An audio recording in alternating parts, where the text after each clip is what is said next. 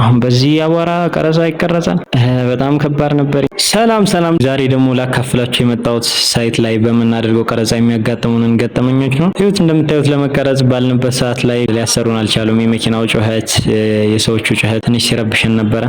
አንዳንዴ ደግሞ ስልኬም በመሃል እንደዚህ ሲጠራ ነበረ። ምንም ማድረግ አይቻልም፣ እያቋረጠን እንደዚህ ነበረ ዝግጅት ስናደርግ የነበረው። እንደዚህ ማይካችንን ስናስተካክል ለቀረጻ ስንዘጋጅ ነበረ።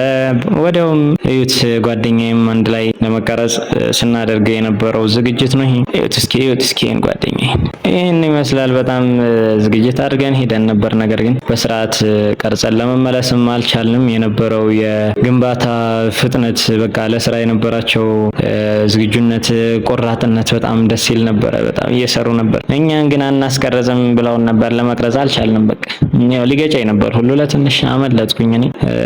እዩት እስኪ አቧራውን አሁን በዚህ አቧራ ቀረጻ ይቀረጻል?